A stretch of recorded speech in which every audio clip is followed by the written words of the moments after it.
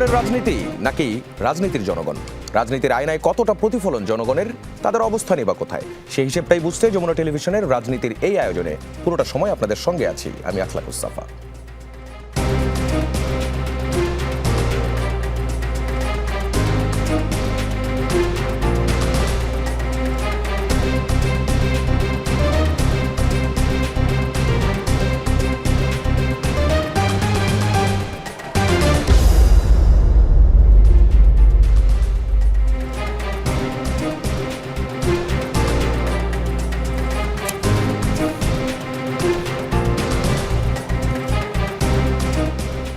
শুরু হলো ত্রয়োদশ জাতীয় সংসদ নির্বাচনের আনুষ্ঠানিক প্রচার প্রচারণা। ভোটের মাঠে দল, জোট, স্বতন্ত্র মিলিয়ে প্রায় ২,০০০ প্রার্থী দিচ্ছেন নানান প্রতিশ্রুতি। চাইছেন দোয়া, বলছেন আমাদের মার্কায় ভোট দিলে কি কি পাবেন। নির্বাচনী সমাবেশ, স্লোগান, মিছিল, উঠান বৈঠকে সরগরম এখন ভোটের মাঠ। কে কি প্রতিশ্রুতি দিচ্ছেন? সমালোচনার রাজনীতি কি আবারও প্রতিশ্রুতিকে ছাপিয়ে যাচ্ছে? নির্বাচন কমিশনের সিদ্ধান্ত কতটা কার্যকর হচ্ছে ভোটের মাঠে? মাঠের নিরাপত্তা নিয়ে ভোটাররা কতটা আশ্বস্ত? এসব বিষয় নিয়েই আজ আমাদের আলোচনা। আমাদের সঙ্গে যুক্ত আছেন নাভিদ নওরোজ শাহ, যুগ্ম মুখ্য সমন্বয়ক, জাতীয় নাগরিক পার্টি। আমাদের সঙ্গে আজিজুল বারী হেলাল, তথ্য বিষয়ক সম্পাদক, বিএনপি, এবং একই সঙ্গে তিনি বিএনপির খুলনার প্রার্থীও, তিনিও যোগ হচ্ছেন। আমাদের সঙ্গে যোগ হবেন আল মামুন রাসেল, আইনজীবী, সুপ্রিম কোর্ট।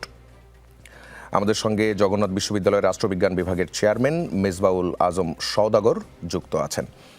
আমরা শুরুতেই আলোচনাটায় যেতে চাই নাভিদ নওরোজ শাহের কাছে। নাভিদ, আপনি শুনতে পাচ্ছেন নিশ্চয়ই আমাকে। সেটি হচ্ছে প্রচারণার প্রথম দিন, এবং প্রথম দিনে জামায়াত জোট সহ আপনারা সবাই প্রচারণার মাঠে আছেন, এবং সেই যে প্রচারণার মাঠে আপনারা নেমেছেন, নেমে এর আগে আপনাদের বেশ কিছু লেভেল প্লেইং ফিল্ড সংক্রান্ত অনেক অভিযোগ ছিল। আজকের প্রচারণার মাঠের অভিজ্ঞতাটা বলবেন। জি, ধন্যবাদ। আজকে সকালে তো আমাদের অফিসিয়ালি নির্বাচনী যাত্রা শুরু হলো, এবং আমরা চার নেতার মাজার, কবি নজরুল এবং শহীদ হাদি মাজার জিয়ারত করে আমাদের নির্বাচনী যাত্রা শুরু হয়েছে। তো এখন পর্যন্ত অবশ্যই আমরা নির্বাচনী মাঠের অবস্থা ভালোই দেখতে পাচ্ছি, আইন শৃঙ্খলা পরিস্থিতিও ভালো, এবং সুষ্ঠুভাবেই সবাই সারা দেশে কাজ করতে পারছে। এখন পর্যন্ত আমাদের কাছে এমন কোনো খবর আসেনি যে কোথাও বাধা প্রদান করা হয়েছে বা কোনো নাশকতার শঙ্কা আছে। আমরা এখন পর্যন্ত ভালো দেখতে পাচ্ছি, এবং আমরা আশা করি যে আগামী যে 20 দিন আছে আমরা একই পরিস্থিতি দেখতে পাবো, আমরা আশা করতে পারি। ভোটের মাঠে এবং পৌরনীত শিবিরে যারা আছে তাদের বিষয়ে আপনাদের বেশ কিছু অভিযোগ ছিল, অনেক ধরনের অভিযোগ অনুযোগ তো আছেই। এখন ভোটের মাঠে আপনারা ভোটারদের কাছে, বিশেষ করে আমি যদি এনসিপির গঠনের কথাটা বলি, জুলাই আন্দোলনের নেতৃত্ব দিয়েছিল যারা, তাদেরকে নিয়েই দলটা গঠিত, সামনের সারিতে যারা ছিল, মানুষের যে আশা এবং ভরসার যে জায়গাটা ছিল, যে আস্থার জায়গাটা ছিল, মাঝখানে অনেকেই বলেছেন যে সেটার ফাটল ধরেছে। এছাড়াও জোটে যাওয়ার কারণে আপনাদের অনেকে পদত্যাগও করেছিলেন, পুরনো বিষয়। কিন্তু এখন ভোটের মাঠে যে একদম ভোটারের কাছাকাছি যে আপনারা যখন কথা বলছেন, তখন আপনারা কি ধরনের ফিডব্যাক পাচ্ছেন? ফিডব্যাক বেশ ভালো, আলহামদুলিল্লাহ। এবং আগেও যখনই আমরা ভোটারদের কাছে গিয়েছি তখনও ভালো। অবশ্যই জুলাই গণ অভ্যুত্থানের পরে মানুষের যে আশা আকাঙ্ক্ষা ছিল এবং সংস্কার কেন্দ্রিক যে আশা আকাঙ্ক্ষা ছিল, তার 100% তো পূরণ হয়নি, বরং বেশ দূরেই আছে। আমরা আমাদের সাধ্যমতো আসলে চেষ্টা করেছি, এবং অবশ্যই সাংগঠনিক ভাবে তো একজন দুজনের উপর আসলে সংগঠন ডিপেন্ড করে না, এবং সারা দেশে অনেক এমন কিছু হয়েছে যাতে মানে ভোটারদের মনে তারা কষ্ট পেয়েছেন বা তাদের স্বপ্ন ভঙ্গ হয়েছে, কিন্তু আমরা আমাদের চেষ্টাটা চালিয়ে যাচ্ছি। এবং জোটের পরে অবশ্যই আমাদের যেহেতু ইচ্ছা একটা ছিল যে আমরা একটা তৃতীয় রাজনৈতিক শক্তি হিসেবে বাংলাদেশে দাঁড়াবো, আমরা বিশ্বাস করি যে সেই জায়গাটিতে আমরা এখনো আছি। কিন্তু মানে জোট খুবই স্বাভাবিক একটা বিষয়, নির্বাচনী জোট হতেই পারে, সারা পৃথিবীতে এরকম মানে বহু উদাহরণ আছে। বিএনপি জামায়াতও যে জোটবদ্ধ হয়ে নির্বাচন করেছে বিএনপি, সুতরাং এটা যে খুব আনকমন কোনো বিষয় এরকম কিছু না। আমরা জোটে গেলেও অনেকেই কষ্ট পেয়েছেন, অবশ্যই জামায়াতের সাথে আমাদের একটা আদর্শিক পার্থক্য আছে, এবং পার্থক্যটা বেশ বড়ই বলা যায়। আমরা কিন্তু এটা পরিষ্কার করেছি যে এই জোটটা কোনো আদর্শিক জোট না, এটি হচ্ছে একটি রাজনৈতিক সমঝোতা, এটি একটি নির্বাচনী জোট। সুতরাং আমরা দুর্নীতি বিরোধী ক্যাম্পেইন, আধিপত্যবাদ বিরোধিতা এবং সংস্কার, এই তিনটা ইস্যুকে সামনে রেখে কিন্তু আমরা এই জোটটা গঠন করেছি। তো এই তিনটা ইস্যুতে যেহেতু জামাতের সাথে আমাদের অ্যালাইনমেন্টটা মানে তুলনামূলকভাবে বেশি ছিল, তাই তাদের সাথে জোট করতে হয়েছে। এখন যে আমরা ভোটারদের কাছে যাচ্ছি, আমার মনে হচ্ছে না যে তাদের হতাশ, আমরা বরং আশাবাদী দেখতে পাচ্ছি। এবং সামনের বাংলাদেশে আমরা যদি দায়িত্বে আসি, আমরা যদি ক্ষমতায় আসি, তাহলে আমরা কিন্তু আমাদের আদর্শের রাজনীতিটাই করে যাব। আমরা আমাদের যে এজেন্ডা গুলো আছে এবং বাংলাদেশ নিয়ে আমাদের যে পরিকল্পনা গুলো আছে আমরা সেগুলোকে পুশব্যাক করবো। তো ভোটাররা আমার মনে হয় যে এটি বুঝতে পারেন, বুঝতে পারছেন। তো আমরা আশা করতে পারি যে ভালো কিছু হবে। কোনো নেতিবাচক কোনো প্রভাব চোখে পড়েছে কিনা এখনো পর্যন্ত ভোটারদের দিক থেকে? আপনি নেগেটিভ কোনো ফিডব্যাক সেটাও শেয়ার করতে পারেন। খুবই খুবই সামান্য কিছু তো আছে যে অনেকেই চেয়েছিলেন যে আমরা একটি মানে আমরা আলাদা ইলেকশন করব স্বতন্ত্র দল হিসেবে। তো সেই আশাটি যে আমরা ইনশাল্লাহ সামনেও যে করবো না সেটা তো আর একদমই না, কিন্তু আমরা তাদেরকে অন্তত ভরসাটা দিতে পারছি যে আমরা আলাদা ইলেকশন করলে আমাদের তরফ থেকে আপনারা যা পেতেন সেটি এখনো পাবেন। আমরা আমাদের যে এজেন্ডা আছে, আমাদের নতুন বাংলাদেশের যে পরিকল্পনা আছে, আমাদের 24 দফা ইস্তার ঘোষণা হয়েছিল, সামনে আমাদের নির্বাচনী ইস্তার ঘোষণা হবে, সেটিতে আমরা এখনো অটল রয়েছি। আমরা ভোটারদেরকে আশ্বস্ত করতে পারছি বলে মনে করি। জি, থাকবেন আমাদের সঙ্গে। ফিরবো আবারও আপনার কাছে। আমরা যেতে চাই সুপ্রিম কোর্টের আইনজীবী আল মামুন রাসেলের কাছে। প্রথম দিনের নির্বাচনী প্রচারণায় জামায়াতে ইসলামী এবং যে 10 দলীয় জোট, সেই 10 দলীয় জোটের প্রচারণার জায়গা থেকে আপনাদের আজকের দিনের প্রথম অভিজ্ঞতাটা জানাবেন। জি সাহেব, অসংখ্য ধন্যবাদ আমাকে চমৎকার প্রয়াসে অন্তর্ভুক্ত করার জন্য। সাথে আমার যারা সহ প্যানেলিস্ট আছে তাদেরকেও ধন্যবাদ জানাচ্ছি এবং যমুনা টিভি যারা দর্শক আছে তাদেরকে অগ্রিম শুভেচ্ছা জানাচ্ছি। দেখেন, আজকে তো প্রথম দিন। আপনারা দেখেছেন জামাতের পক্ষ থেকে জামাতের আমিরের যে আসন ঢাকা 15 আসন, সেই 15 আসনে এই আজকে নির্বাচনী একটি ক্যাম্পেইন হয়েছে, বড় ধরনের একটা সমাবেশ হয়েছে। সেখানে 10 দলীয় যে সমঝোতা বা ঐক্য বলা হয় সেই সমঝোতা সকলেই এবং এনসিপির প্রধান নাহিদ ইসলাম সহ এই 10 দলীয় ঐক্য জোটের বড় বড় যারা আছে শীর্ষস্থানীয় নেতৃবৃন্দ আছে, প্রত্যেকে আজকে অংশগ্রহণ করে এবং কি আপনি দেখেছেন জামাতের আমির চমৎকার ভাবে একটা পাল্লাকলি, একটা পাল্লা সহ একটা দাড়ি পাল্লা নাহিদ ইসলামকে সুন্দর করে প্রদান করেছেন। এবং কি বেসিক্যালি ওনারা আজকে আপনি যতগুলো বক্তব্য আমি যতটুকু অনলাইনের মাধ্যমে যতটুকু শুনেছি, প্রত্যেকটা যে আগামীর বাংলাদেশ কিভাবে নির্মাণ করবে, যে ওনাদের যে ব্যাপক রিসেন্টলি আপনি একটা পলিসি সাবমিট ওনারা করেছেন, ওনারা আগামীর বাংলাদেশকে কিভাবে তৈরি করতে চান, ওনারা যে গুড গভর্নেন্সের মাধ্যমে একটা চমৎকার বাংলাদেশ তৈরি করতে চান, সেই চমৎকার বাংলাদেশ কিভাবে করবে। সেখানে যদিও আমরা অনেক জায়গা থেকে শুনেছি অনেক প্ল্যান আছে, কিন্তু প্ল্যানটা কিভাবে এক্সিকিউট করবে সেটি ওনারা বলার চেষ্টা করেছেন। মানে ওনারা বলতে চেয়েছিলেন যে what to do, how to do, why to do, যে আমি কি করব, কিভাবে করব, কেন করব, সেই ব্যাখ্যাগুলো চমৎকার ভাবে জনগণের কাছে বলা হয়েছে। এবং কি ওনারা বেসিক্যালি এমফেসাইজ করেছেন গুড গভর্নেন্সের উপর বেশি এমফেসাইজ করেছেন, যে আমাদের দেশে সবকিছু আছে কিন্তু আমাদের দেশের সবচেয়ে বড় সমস্যা হচ্ছে যে নেতৃত্ব এবং নেতৃত্ব শূন্যতার সবচেয়ে বড় সমস্যা। এবং আমাদের আর্থিকভাবে আমাদের দেশের অবস্থা অনেক ভালো, কিন্তু সমস্যা হচ্ছে আমাদের হাজার হাজার কোটি টাকা যে দেশের বাহিরে পাচার হয়ে যায়, সেই ক্ষেত্রে যে কিভাবে পাচারটা রোধ করা যায় এবং সুন্দর একটি বাংলাদেশ, যে আমাদের 60 লক্ষ বর্তমানে প্রায় 60% আমাদের যুবক আছে, যে যুবকদের হাতে বাংলাদেশটা কিভাবে নিরাপদ থাকবে। প্রায় 60 লক্ষ বেকার আছে, সেই বেকারদেরকে শুধুমাত্র বেকার ভাতা নয়, এই বেকারদেরকে কিভাবে কর্মসংস্থান তাদেরকে নিশ্চিত করা যায়, সেটি নিয়ে জামাতের পক্ষ থেকে চমৎকার ভাবে প্রত্যেকের জায়গা থেকে আমি যতগুলো বক্তব্য শুনেছি প্রত্যেক জায়গা থেকে বলার চেষ্টা করা হয়েছে।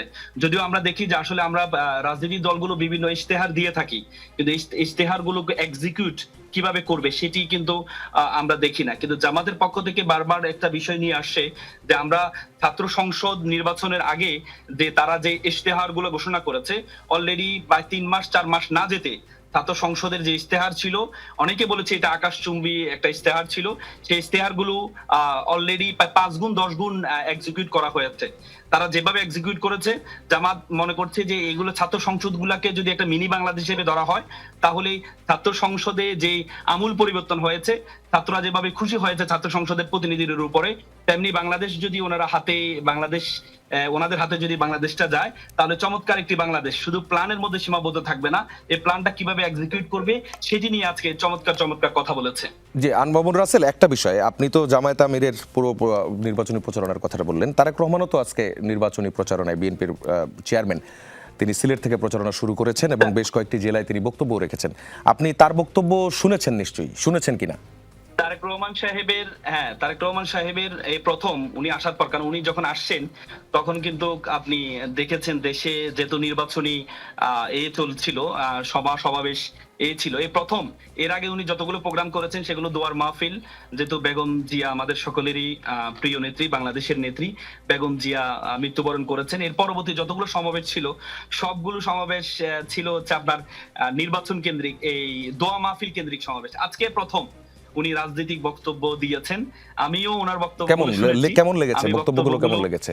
ঠিকঠাক আমি ছিল কিনা? বক্তব্যগুলো শুনেছি। আমি আসলে ক্রিটিসিজম করলে হয় কি, ক্রিটিসিজম করলে এগুলো পরিবর্তন হয়। আমি এতদিন পর্যন্ত ওনার দোয়ার মাহফিলে ওনার যে বিনয়ী ভাব এবং মানুষের প্রতি ভালোবাসা, সেটি আমাকে খুব বিমোহিত করেছে। আমি যেখানে গিয়েছি সেখানে বলার চেষ্টা করেছি যে তারেক রহমানের মধ্যে একটা অন্যরকম ভাব দেখেছি, যে বিনয়টা অনেক চমৎকার দেখেছি। কিন্তু আজকে যে বক্তব্যটা আমি শুনেছি, এই বক্তব্যের মধ্যে একটা বক্তব্য আমি এভাবে দেখলাম যে উনি ওনার লোকজন যখন স্লোগান দিচ্ছেন উনি বলছেন, এই যারা স্লোগান দিবে তারা গুপ্ত। তার মানে আলটিমেটলি এত বড় একজন নেতা যখন একটা দলের আপকামিং প্রধানমন্ত্রী বলা হয়, উনি যদি এভাবে অ্যাড্রেস করে যে ওনার নিজের দলের কর্মীদেরকে যখন বলা হয় যে তোমরা গুপ্ত, তার মানে তোমরা যদি এখন স্লোগান দাও তাহলে তোমরা গুপ্ত বলে উনি আসলে ইন্ডিকেট করেছেন। এবং 1971 সালের বিষয়টা নিয়ে আসছেন, যে যেহেতু উনি 13 সালে ওনার একটা বক্তব্য আমার খুব চমৎকৃত করেছিল। তিনি বলেছিলেন যে আমাদের পূর্বপুরুষরা অতীত টেনে দেশটাকে অনেক পিছনের দিকে নিয়ে গিয়েছে, আমরা নতুন প্রজন্ম আমরা অতীতের দিকে ফেরত যাব না। কিন্তু আজকে ওনার বক্তব্যের মধ্যে উনি বলেছে 71 সালে আমরা তাদেরকে দেখেছি, তারা লক্ষ লক্ষ মানুষকে করেছে। এটি বলে আসলে এটি আমাকে একটু এই হতাশ করেছে। হ্যাঁ, সুতরাং এই জায়গাগুলো যে আমরা অতীতে যে আবার ফেরত গিয়েছি, এবং কি উনি পোস্টাল ব্যালটের কথা বলেছেন যে পোস্টাল ব্যালটের মাধ্যমে একটি চক্র ভোট চুরি করার জন্য চেষ্টা করছে।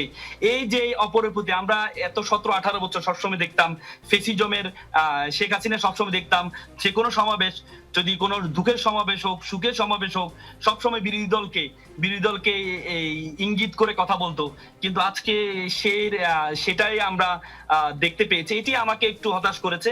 আমি আশা করি যে আমাদের এই আগামী যে রাজনীতি, এই রাজনীতি সুন্দর বাংলাদেশ রাজনীতি। আলমামুন রাসেল, আপনাকে ধন্যবাদ। আপনি থাকুন আমাদের সঙ্গে। আজিজুল বারী হেলালের কাছে যেতে চাই। জাতীয় নির্বাচনের প্রথম দিনের প্রচারণা, আপনি বেশ অনেক দিন ধরেই তো নির্বাচনী এলাকায় আছেন, আজকের প্রচারণার এক্সপিরিয়েন্সটা জানতে চাই আপনার কাছে। কি বলছেন, ভোটাররা কেমন সাড়া দিচ্ছেন? সে আনুষ্ঠানিকভাবে নির্বাচনের প্রচার শুরু হয়েছে, তারই অংশ হিসেবে আমরা সারা বাংলাদেশে প্রচার করেছি। এবং আমাদের নেতা তারেক রহমান, তিনি সিলেট থেকে এবং মৌলভীবাজার থেকে, বগুড়া থেকে বিভিন্ন প্রচার করেছেন। আমাদের এই প্রচারে আমি দেখছি জনগণের মধ্যে একটা উৎসাহ এবং উদ্দীপনা, যে আগামী নির্বাচনকে তারা বরণ করে নিতে চায় এবং একটা উৎসবমুখর পরিবেশে নির্বাচনটা অনুষ্ঠিত হবে। কিন্তু আমি লক্ষ্য করছি যে প্রশাসনের এবং নির্বাচন কমিশন যে সমস্ত নিয়ম ইমপ্লিমেন্ট করেছে এই নির্বাচন পরিচালনার ক্ষেত্রে, সেটা কখনো উৎসবমুখর নির্বাচনের পরিপন্থী। আমার একটা প্রশ্ন, যে যদি আমরা জনগণকে সম্পৃক্ত করার জন্য বিভিন্ন উদ্যোগী না হই, গত 17 বছর মানুষ নির্বাচনে ভোট দিতে না পেরে তারা ভোট কেন্দ্রে যাওয়াই ভুলে গেছে। সুতরাং আমি যতই উদ্যোগী হই না কেন, নির্বাচন কমিশন কিছু বিধিনিষেধ আরোপ করার ফলে আমি দেখলাম জনগণের মধ্যে স্বতঃস্ফূর্তা তৈরি করা খুবই অসম্ভব হয়ে দাঁড়াচ্ছে। এমন বিধিনিষেধ দিয়েছে, যেমন পোস্টার লাগাইতে দিবে না, আপনার মাইক ব্যবহার করতে দিচ্ছে না, কথা বলতে দিচ্ছে না, কথা বলতে হবে মেপে। তাহলে আপনি জনগণকে উদ্বুদ্ধ করবেন কি হবে? সুতরাং আলটিমেটলি যে ভোটটা হবে, সেই ভোটটা তো অ্যাকসেপ্টেবল করতে হবে জনগণের, আবার ডোমেস্টিক্যালি এবং ইন্টারন্যাশনালি যে মানুষ ভোট দিতে যাচ্ছে, সে মানুষকে তো আপনাকে অ্যাওয়ারনেস করার জন্য তো আমাকে প্রোগ্রামগুলো করতে হবে। কিন্তু প্রোগ্রামে যে সমস্ত বাধা নিষেধ করা হয়েছে নির্বাচন কমিশন থেকে, আমি এটা কখনোই মেনে নিতে পারি না। কারণ মানুষ 17 বছর ভোট দিতে পারেনি, ভোট দেওয়াই ভুলে গেছে। সেখানে মানুষকে সচেতন করবার জন্য, ভোট কেন্দ্রে যাওয়ার উদ্বুদ্ধ করার জন্য আরো বিভিন্ন রকম রাজনীতিবিদরা, ক্যান্ডিডেটরা বিভিন্ন রকম প্রোগ্রাম করে, সেইগুলো করতে পারছে না। আর এখানে একজন বললেন, উনি কি ছাত্র সংসদ নির্বাচনে কি যেন বললেন, আমি আমাদের ছোট ভাই, ওর আমি সমালোচনা করতে চাচ্ছি না, তবে এটা বলছি যে রাজশাহী বিশ্ববিদ্যালয় ছাত্র সংসদ যেটা করেছে, এটা ছাত্র রাজনীতির ইতিহাসে কলঙ্কজনক অধ্যায় সৃষ্টি করেছে রাজশাহী বিশ্ববিদ্যালয়। সুতরাং আমরা এখন আজকে নির্বাচনী প্রচার করছি। আমার আশা থাকবে যে সমস্ত রাজনৈতিক দল, জামাতের যে জোট আছে, অন্যান্য যে রাজনৈতিক, সবাই যেন নির্বাচনী মাঠে আপনার থাকে। আমি যে অঞ্চল থেকে নির্বাচন করছি, এখানে আমি দেখলাম যে আমরা আমাদের এখানে জামাতের প্রার্থী আছে, ইসলামী আন্দোলনের প্রার্থী আছে, এনসিপি প্রার্থী আছে, বিএনপি প্রার্থী হিসেবে আমরা সবাই একত্রে কাজ করছি একটা সম্প্রীতির মনোভাব নিয়ে, এবং একটা উৎসব মুখর পরিবেশে মানুষকে নির্বাচনের মাঠে আসার জন্য আমরা অনুরোধ করছি। কিন্তু ওই সে একই কথা, নির্বাচন কমিশন যে সমস্ত বিধিনিষেধ দিচ্ছে, এই বিধিনিষেধগুলো যেহেতু আরোপ করা হয়ে গেছে, এখন আর কিছু করার নেই। এটা কিন্তু আমরা নির্বাচনকে মানে বেশি বেশি ভোটার উপস্থিতি করা একটা দূর ব্যাপার হয়ে দাঁড়াবে। কারণ আপনি প্রার্থীদেরকে আপনি আপনাকে আপনার আসনের ভোটাররা অবশ্যই আরো আগে থেকেই চেনেন, কিন্তু আপনার আসনে আরো তো অনেক প্রার্থী আছেন, স্বতন্ত্র প্রার্থীরাও আছেন। আপনি যে বিধিনিষেধের কথাগুলো বলছিলেন, আমরা আগে সবসময় দেখতাম ওই যে পোস্টার, যেটা পোস্টারের মাধ্যমেই কিন্তু মানুষজন একটা কমিউনিকেট করতে পারতো। বিশেষ করে স্বতন্ত্র প্রার্থী যারা, তারা কিভাবে নিজেদেরকে মানুষকে চেনাবেন, ভোটারদেরকে কিভাবে চেনাবেন, এবং মাইক ব্যবহারের ক্ষেত্রে যেমন কত ডিসিবলের কথা একটি বলা হয়েছে, সেই ডিসিবলে যদি আপনি মাইক বাজান সেক্ষেত্রে মানুষের কাছে কতটা পৌঁছাবে, এই বিষয়গুলো নিয়েই তো আপনি বলছেন যে সমস্যাগুলো হচ্ছে, তাই না? মানে ভোটার কোনোভাবে এই প্রসেসের সঙ্গে কানেক্ট হতে পারছে না, এমন কিছু? হ্যাঁ, আমি বলছি যে ভোটারকে আপনি যেমন অনেক সময় ভোটারকে আকৃষ্ট করার জন্য রঙিন লিফলেট দেওয়া হয়, রঙিন কিছু পোস্টার দেওয়া হয়, তাদের কিছু আপনার ছোটখাটো চাবি রিং এইসব গিফট টিপ দেওয়া হয়, আপনার ওয়ান টাইম গ্লাস গিফট টিপ মানুষকে আকর্ষণ করবার জন্য। আমি বলছি যে এগুলো যে জাস্টিফাইড করছে আমি তা না, যেহেতু 17 বছর পরে একটা ভোট উৎসব হচ্ছে, তো মানুষকে আকর্ষণ করবার জন্য। কারণ ভোটার উপস্থিতি কম হলে তো আপনার আলটিমেটলি শেখ হাসিনা তো তিনি তো প্রমাণ করবে, এই পরাজিত ফ্যাসিবাদ তো প্রমাণ করবে যে এই দেশের মানুষ আওয়ামী লীগবিহীন নির্বাচনে কম উপস্থিতি হচ্ছে।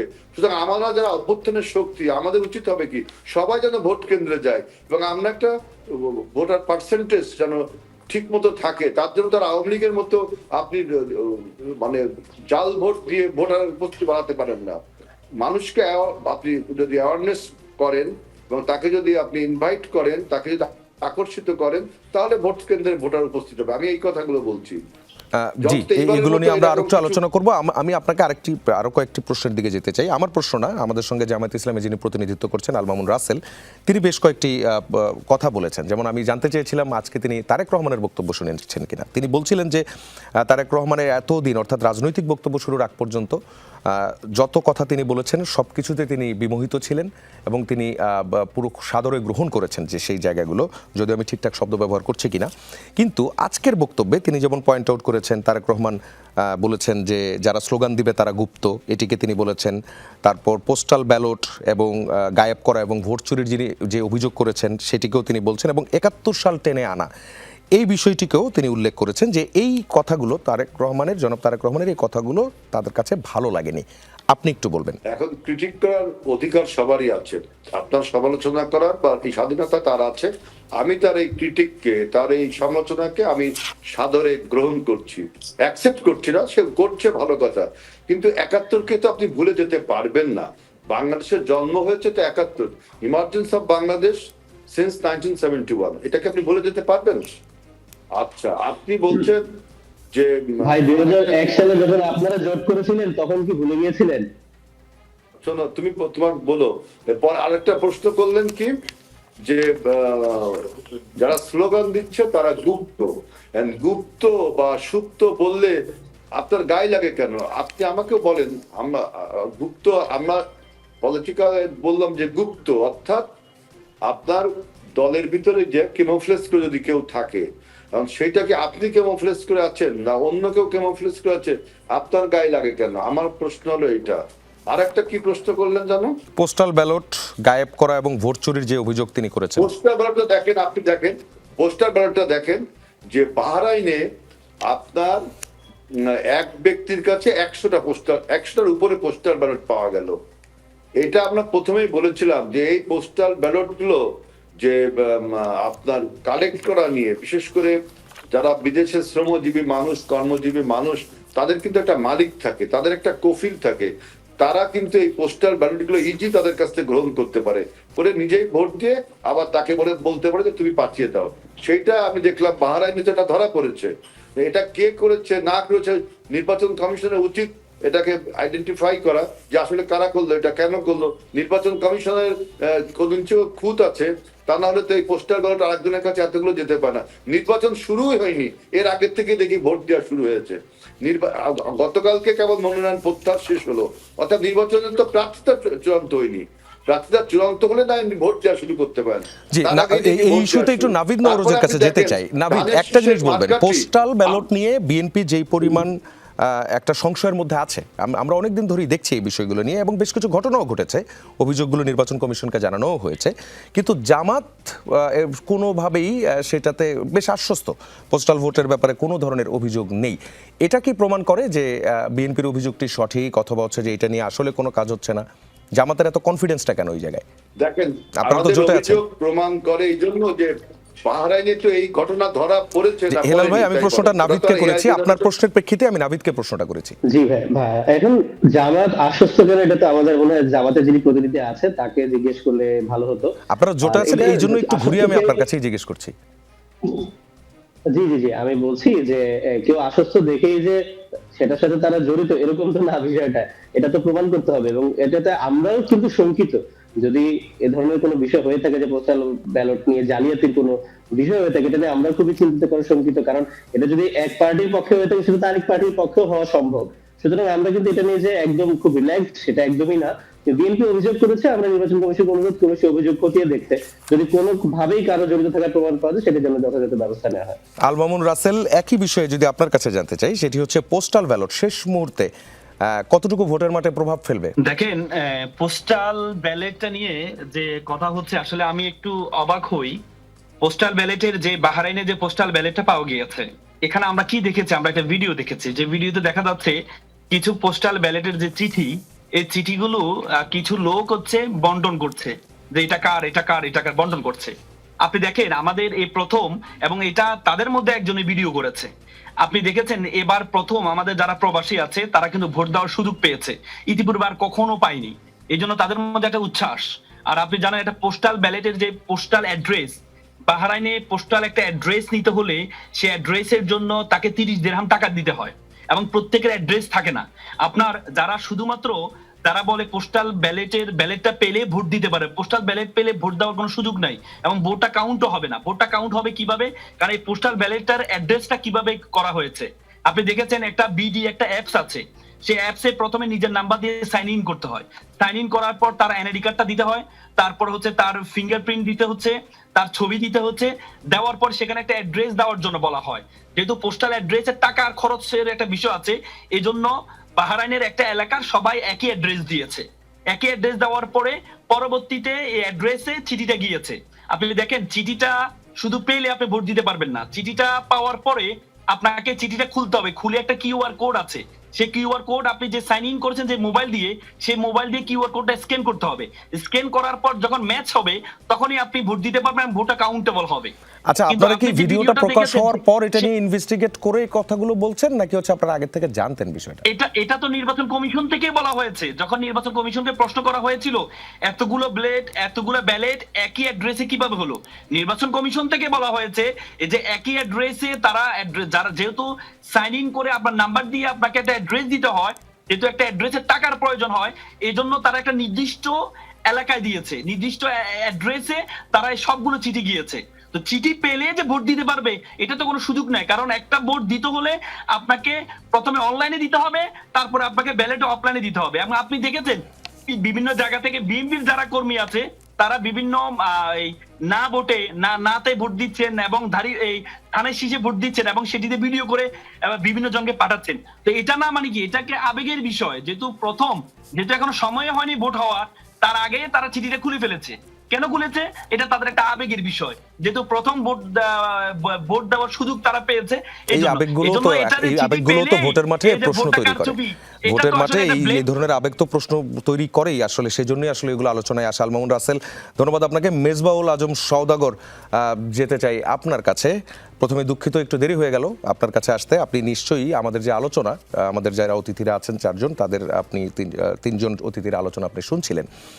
আপনার কাছে প্রথমত যেটি জানতে চাই সেটি হচ্ছে, আজ থেকে তো প্রচারণা শুরু হলো ত্রয়োদশ জাতীয় সংসদ নির্বাচন এবং গণভোটের প্রচারণা, আনুষ্ঠানিক প্রচারণা কেমন দেখছেন? কতটা অংশগ্রহণমূলক এবং প্রতিদ্বন্দ্বিতাপূর্ণ নির্বাচন? ঠিক আগের 3 নির্বাচনে যা দেখাই যায়নি, এই পরিস্থিতিটা কি আপনার বিশ্লেষণ? এবারকার ইলেকশন ক্যাম্পেইন যে আজকে আনুষ্ঠানিকভাবে শুরু হলো, এইটা মূলত বোঝা যাচ্ছে যে একটা বিষয়, যে ইলেকশনটা অত্যন্ত আনন্দমুখর একটা পরিবেশে হতে যাচ্ছে এবং রাজনৈতিক নেতৃবৃন্দ অত্যন্ত সচেতনভাবে তারা কথাবার্তা খুব মেপে বলার চেষ্টা করছেন এবং পাশাপাশি এই উভয়ের পলিসিগত সমালোচনা করছেন। পলিসিগত সমালোচনা করাটা কিন্তু একটা উন্নত রাজনৈতিক সংস্কৃতিতে পৌঁছানোর একটা কিন্তু লক্ষণ, যেখানে মেজর মানে আইডিওলজিক্যাল কনফ্রন্টেশনের বিপরীতে উভয় দল নির্বাচনী ইস্তেহারে যে পলিসিগুলো ঘোষণা করেছেন, এই পলিসিগুলোকে একে অপরকে সমালোচনা করছেন। এটি একটি অত্যন্ত ভালো লক্ষণ আমার কাছে মনে হচ্ছে এবং আমাদের নির্বাচন যে অত্যন্ত প্রতিযোগিতাপূর্ণ হবে এবং পূর্ববর্তী কালচারের চেয়ে একটু ডিফারেন্ট কালচার আমি কিন্তু এখন লক্ষ্য করছি। এবং এখন পর্যন্ত কিন্তু রাজনৈতিক দলের লিডাররা একে অপরের বিরুদ্ধে ব্যাপক কোনো ধরনের অভিযোগ নিয়ে নির্বাচনের মাঠে আজকে সারাদিন দেখা যায়নি যে এমন কোনো বড় ধরনের অভিযোগ নিয়ে হাজির হয়েছেন। তো এটি একটি ভালো লক্ষণ বলে আমার কাছে মনে হচ্ছে। জি, আরেকটা বিষয় আপনি আলোচনা শুনছিলেন, আমাদের পোস্টাল ব্যালট নিয়ে বেশ কিছু আলোচনা এসছে। পোস্টাল ব্যালট নিয়ে যে আলোচনা, অভিযোগ, আমি সেটাই বলতে চাচ্ছিলাম, অভিযোগ, সেই বিষয়ে আপনি বলবেন যে আপনি নিজে কতটা কনভিন্স যে পোস্টাল ব্যালটে কারচুপি হয়নি অথবা হবে না? জি, ধন্যবাদ। আমি এই বিষয়টাই বলতে চাচ্ছিলাম। এই বিষয়টা নিয়ে আমি পোস্টাল ব্যালটের সিদ্ধান্তটা যখন হয়েছিল তখন থেকে বেশ কয়েকটি টেলিভিশন চ্যানেলে আমি বলার চেষ্টা করেছিলাম যে পোস্টাল ব্যালটের অভিজ্ঞতাটা বাংলাদেশে এটা নতুন। এটা বাংলাদেশের যে ইলেকশন গভর্নেন্স, ইলেকটোরাল যে গভর্নেন্স, এই গভর্নেন্সে একটা নতুন অভিজ্ঞতা, প্রিভিয়াস কোনো এক্সপিরিয়েন্স নাই। তো সেই ক্ষেত্রে জনগণের মধ্যে এটা খুব সেন্সিটিভ একটা বিষয়, জনগণের মধ্যে এটা নানান প্রশ্নের জন্ম দিতে পারে ছোট্ট একটু এদিক ওদিক হলেই। তো সেক্ষেত্রে আমাদের একজন বক্তা বললেন যে কেন পোস্টাল ব্যালটটা সেখানে এরকম হয়েছে, হ্যাঁ, কিভাবে কি সিস্টেমে এখানে ভোট দেওয়া হচ্ছে, তিনি সুন্দর ব্যাখ্যা করলেন। কিন্তু আমার কথা হচ্ছে এই ব্যাখ্যাটাই কিন্তু নির্বাচন কমিশন থেকে আনুষ্ঠানিকভাবে আসলে আসা উচিত, যে প্রকৃতপক্ষে আসলে ওখানে কি হয়েছিল এবং সেটা নিয়ে কোনো বড় ধরনের কোনো ইনভেস্টিগেশন তারা করেছে কিনা এবং ইনভেস্টিগেশনের ফলে কি রিপোর্ট তারা পেয়েছে, এটা কিন্তু পরিষ্কারভাবে জনগণের সামনে বলা উচিত। এই কারণে বলা উচিত যে এই বিষয়টা যদি, যেহেতু নতুন বাংলাদেশের অভিজ্ঞতা এটা এবার হচ্ছে, সো এই প্রশ্নগুলো কিন্তু জনগণের মধ্যে একটা সন্দেহের জন্ম দিবে। তো জনগণের মধ্যে যাতে এই সন্দেহের জন্ম না দেয়, সেই জন্য আসলে মূলত পলিটিক্যাল লিডারদের বদলে বা সিভিল সোসাইটি তাদের পরিবর্তে কিন্তু নির্বাচন কমিশনকে এটার একটা পূর্ণাঙ্গ ব্যাখ্যা জনগণের সামনে হাজির করা উচিত। কারণ এইটা নিয়ে যেন কথা উঠে নির্বাচন যেন কোনোভাবে প্রশ্নবিদ্ধ না হয়। এবং অলরেডি কিন্তু আপনার কাছে একটা থিওরিটিক্যাল কোশ্চেন আছে আমার, সেটি হচ্ছে যে এই এখনকার যে প্রেক্ষিত, সেই প্রেক্ষিতের উপর একটি থিওরিটিক্যাল কোশ্চেন, আপনি অ্যানসারটা যদি সেভাবে দেন।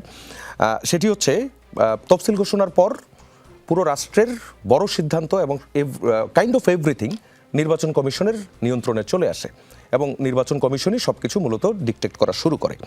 আমাদের যে বর্তমান বাস্তবতা, এই বাস্তবতায় ঘটনার আগে নির্বাচন কমিশন নাকি ঘটনা ঘটার পর কমিশন মুভ করছে অথবা আদৌ করছে না, আপনি কমিশনের ভূমিকাটা যদি একটু বলেন এবং সরকারের ইনভলভমেন্ট। আমরা এর আগে দেখেছি কমিশন ছিল কিন্তু সবকিছু সিদ্ধান্ত সরকারের উপর থেকে এসেছে।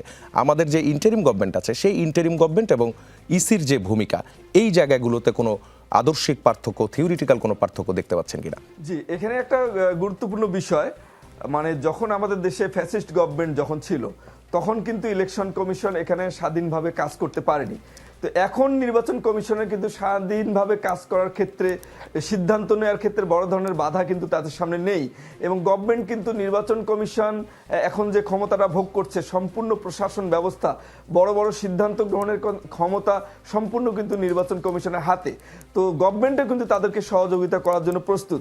তো এই মুহূর্তে নির্বাচন কমিশনকে অত্যন্ত সাহসিকতা এবং দক্ষতার সাথে তাদেরকে প্রত্যেকটা বিষয় কিন্তু হ্যান্ডেল করতে হবে। আপনি যেমনটি বললেন যে ঘটনা ঘটার আগে এবং ঘটনা ঘটার পরে, দেখুন এইটা কিন্তু পুরো নির্বাচন কমিশনের সক্ষমতা, দক্ষতা এবং তাদের মাইক্রো এবং ম্যাক্রো গভর্নেন্স ক্যাপাবিলিটির উপর এটা কিন্তু নির্ভর করবে।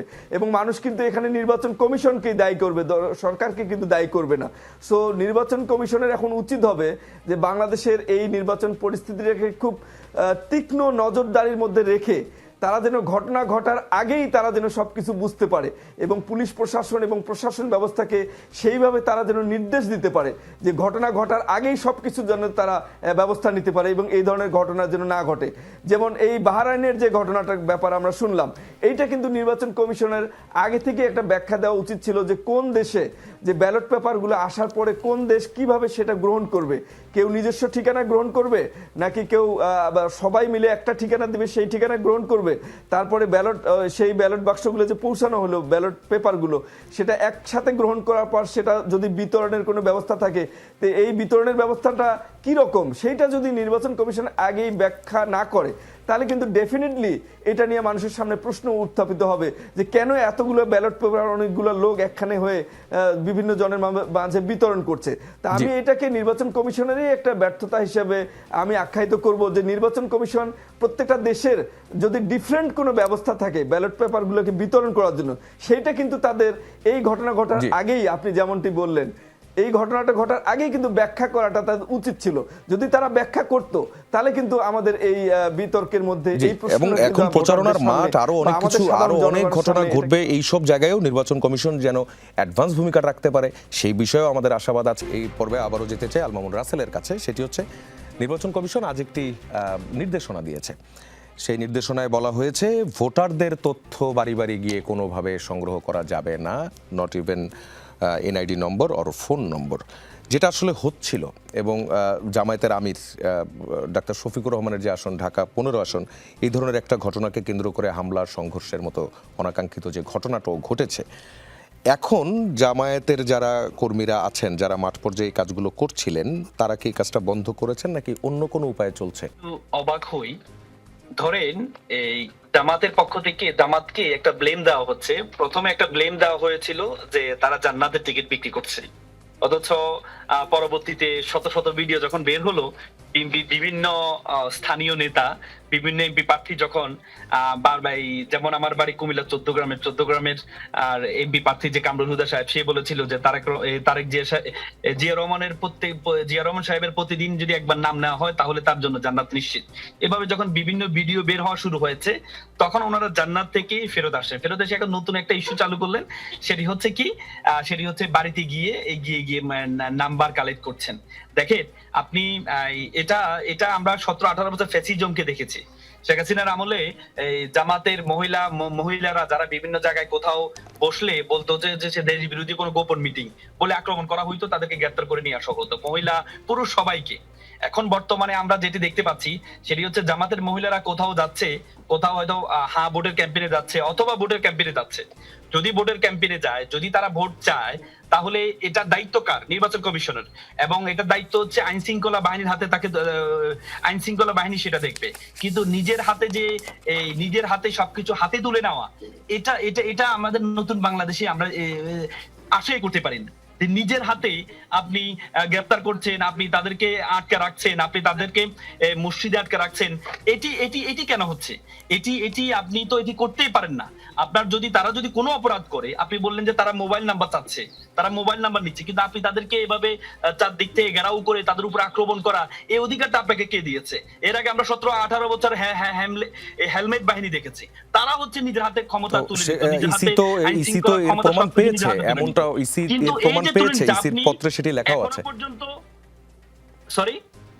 একটি ইসি সচিব তিনি একটি ব্রিফ করেছেন, সেই ব্রিফে তিনি এটা বলেছেন যে এর প্রমাণ পেয়েছেন তারা। না, যদি প্রমাণ পায় তাহলে কি, প্রমাণ হলে কি করতে হবে? তাদের গ্রেফতার করতে হবে।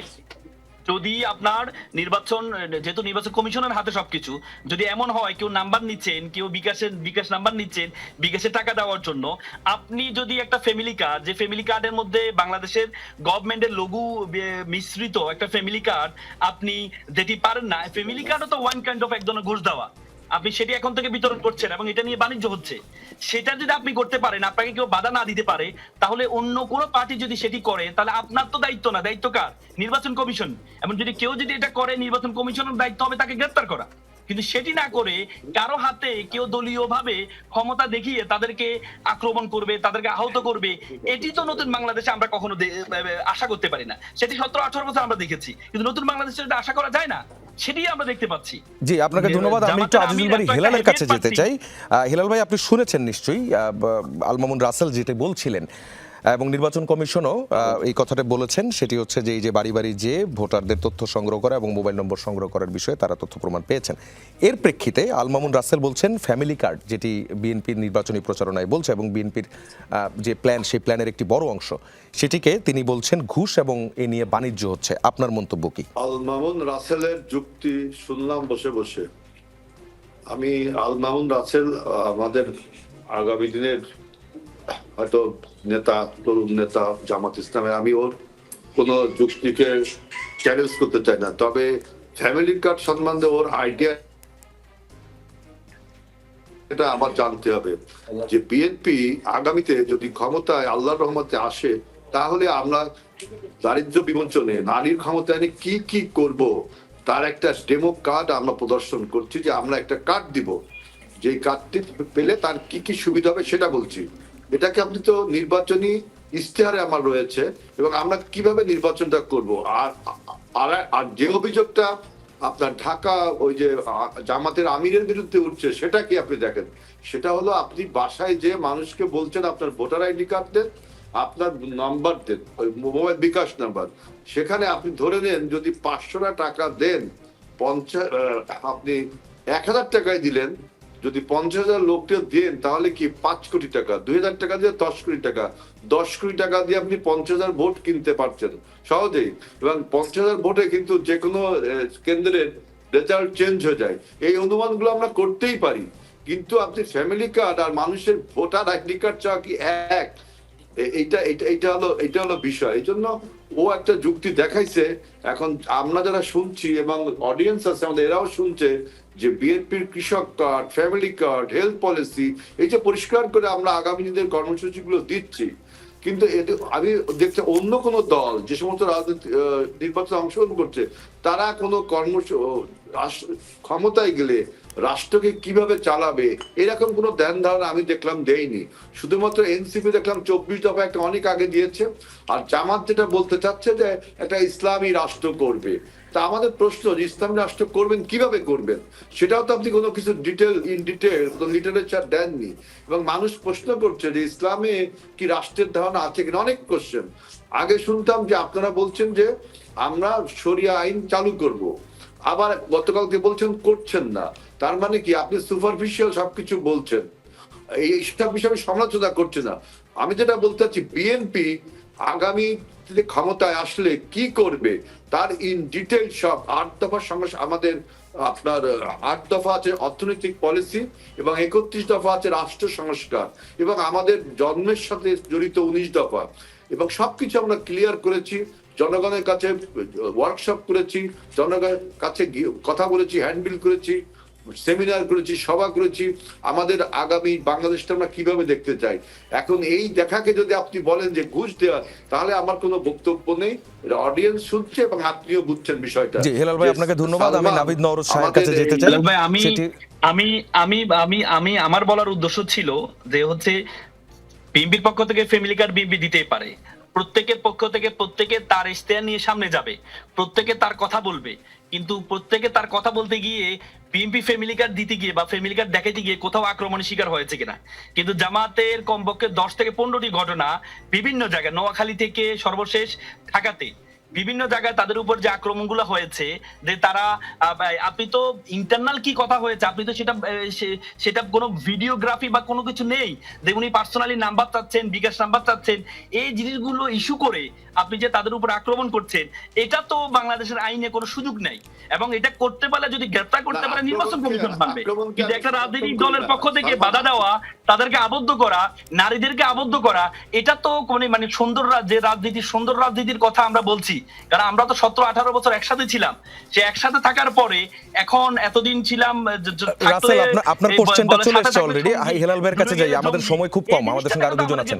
বেরিয়ে আসতে হবে না, আমি বলতে চাচ্ছি যে আক্রমণকে কেউ কখনো সমর্থন করে না, কিন্তু একজন ভোটারের ভোট কিনে নেওয়ার যে প্রবণতা, যেটা গত 17 বছর ছিল, যেটা আপনার এরশাদ আমলেও ছিল, বাংলাদেশের ভোটার ব্যবস্থা যেখানে কালিমা লিপ্ত হয়েছে, এই যে আপনার ক্যাপিটালিজম বা এই যে আপনার পুঁজিবাদ, যে মানুষের ভোটকে, আপনার নিরন্ন মানুষের ভোটকে কিনে নিচ্ছে, এইটার প্রতিবাদ করছি। কিন্তু প্রতিবাদ করতে যাই এই যে সংঘর্ষগুলো হচ্ছে, এটা অবশ্যই বিচার করা দরকার। জি, আপনার উত্তরটা পেয়েছি আজল বাড়ি হেলাল। আমি একটু নাভিদ নওরোজ শাহের কাছে যেতে চাই। সেটি হচ্ছে আপনার কাছে খুব সংক্ষেপে যদি আমরা জানতে চাই, সেটি হচ্ছে যে দেশের একটা বড় জনগোষ্ঠী রাজনীতি থেকে বিমুখ একটা অবস্থার মধ্যে চলে গিয়েছিল, তারা এখন ফিরে এসেছে। আপনি যদি সেই পয়েন্ট অফ ভিউ থেকে যদি বলেন, ভোটারের নিরাপত্তা আমরা কতটুকু নিশ্চিত করতে পেরেছি? আমার মনে হয় যে এবার কিছুটা হলেও সবাই উৎসাহিত, এটা তো একদম নিশ্চিতভাবেই বলা যায়। এবং অবশ্যই জুলাই গণ অভ্যুত্থানে যেহেতু দেশের আপামর জনসাধারণের একটা অংশগ্রহণ ছিল, এবং এটা তরুণ জনগোষ্ঠীর অংশগ্রহণ ছিল, বিশেষ করে তরুণরাই তো আই হেট পলিটিক্স একটা জেনারেশন বলা হতো ফ্যাসিবাদী আমলে, এবং হাসিনা আসলে ঠেলতে ঠেলতে সবাইকে ওইদিকে নিয়ে গিয়েছিল। তো সেই উৎসাহটা কিন্তু জুলাই গণ অভ্যুত্থান ফিরিয়ে এনেছে। এবং জুলাই গণ অভ্যুত্থানের পরেও গত 1-1.5 বছর যে এত সমালোচনা আমরা দেখতে পাই, এবং সবাই যে এই জুলাই গণ অভ্যুত্থান পরবর্তী বাংলাদেশীয় হতাশ, এর মূল কারণটা কিন্তু এটাই যে তারা এখন সচেতন এবং রাজনীতিতে সবাই খোঁজ খবর রাখে। আগে আসলে খোঁজ খবরই রাখতো না, তাই এখন হচ্ছে এর আগে দেশের অবস্থা আরো খারাপ হওয়া সত্ত্বেও সবাই হয়তো হতাশ হতে এমন একটা অবস্থা চলে গেছে যাদের কিছু যায় আসছে না, যে এখন মানুষের যায় আসে। এবং এবার যেহেতু প্রায় 4 কোটির বেশি প্রথম ভোটার, তরুণ ভোটার, তো আমার মনে হয় এটা খুবই গুরুত্বপূর্ণ যে ভোটারদের নিরাপত্তা নিশ্চিত করা। কিন্তু তফসিল ঘোষণার পরপরই আমরা খুবই দুঃখজনকভাবে দেখতে পেয়েছি শহীদ হাদির তাকে হত্যা করা হয়েছে, এবং এর পরেও বিএনপির স্বেচ্ছাসেবক দলের একজন নেতাকে হত্যা করা হয়েছে, এবং আরো অনেকগুলো সহিংসতার ঘটনা আমরা দেখতে পেয়েছি। এটা কিন্তু ভোটারদের অবশ্যই নিরাপত্তা। আপনাকে ধন্যবাদ মেজবাউল আলম সওদাগর। আপনার কাছে একটি বিষয় একদম সবশেষ যেটি জানার, সেটি হচ্ছে আমরা ভোটারের নিরাপত্তার কথা বলছিলাম, এবার একটু প্রার্থীর ডিজিটাল প্ল্যাটফর্মের নিরাপত্তার দিকে যদি যাই। এরই মধ্যে আমরা দেখলাম, গতকাল রাত থেকে আমি খেয়াল করছিলাম যে শুরু হয়ে গেছে বিভিন্ন প্রার্থীদেরকে ডিজিটাল মাধ্যমে বিভিন্নভাবে হেয় করে বিদ্বেষ ছড়ানোর একটি যে প্রচেষ্টা, সেই প্রচেষ্টাটা শুরু হয়ে গেছে, এবং আমাদের একটা কনসার্ন আছে যে সামনের সময়গুলোতে তা আরো হয়তো বা বেড়ে যেতে পারে।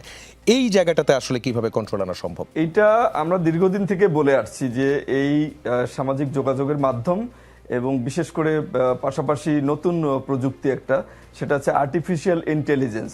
এই দুটো জিনিস বাংলাদেশের এই নির্বাচনে নতুন চ্যালেঞ্জ হিসেবে আমাদের কাছে আবির্ভূত হবে, এবং এখানে প্রোপাগান্ডা এখানে থাকবে, ভিডিওগুলো এআই দিয়ে বানানো হবে, বিভিন্ন নতুন নতুন গুজব ছড়ানো হবে।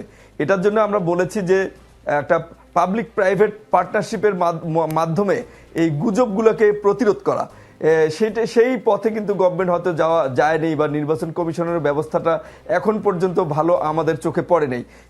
এবং এটা দিয়ে বিভিন্ন এজেন্সি, নির্বাচন কমিশনের একটা নিজস্ব এজেন্সি থাকা উচিত যে গুজবগুলোকে প্রতিরোধ করা।